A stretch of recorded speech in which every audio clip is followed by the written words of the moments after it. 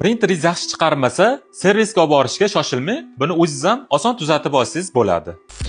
Buning uchun Windows 11 sistemasida pustga kirib, parametrga o'tamiz hamda Bluetooth ustroysiga kiramiz.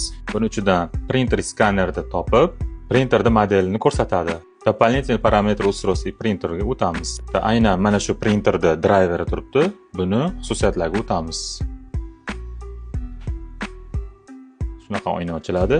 Servis qismiga o'tib, birinchi o'rinda qanaqa chiqarayotganini tekshirib olamiz. Проверка dyuz pechati головка.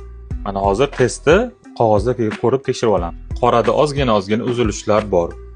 Bu deyarli chiqarishga unchalik ta'sir qilmaydi, lekin yomon chiqargan holatda asosan mana shularda uzilishlar juda ko'p bo'ladi. Buni yo'qotish uchun programmadan chiska byuroni bersak, pust bosamiz, printer chiskaga o'tadi. Ya'ni головкani tozalashni boshlaydi. Rejimda ko'rsatamiz buni. Agarda mana shu yerda chiskada yengil chiska bilan chiqmasa, 12 soatda bir marta beriladigan mexanik chiska bor. Mana shundan berib, yana ham kuchliroq chiska berib chiqarib olishingiz mumkin. Qog'oz qo'yamiz, bosamiz. Ish jarayonida takrorlaymiz. Agar bir martada chiqmasa, mana birinchi va ikkinchi holatni tekshirib ko'rsak bo'ladi. Mana birinchi holatda tepalarida yo'q edi, mana ikkinchi holatda o'zi tozalandi. Ya'ni shu jarayon to sizni yaxshi holat chiqqancha 2-3 marta qilib tekshirib olishingiz mumkin. Agar bunda ham tuzalmasa, servisga olib borsangiz bo'ladi.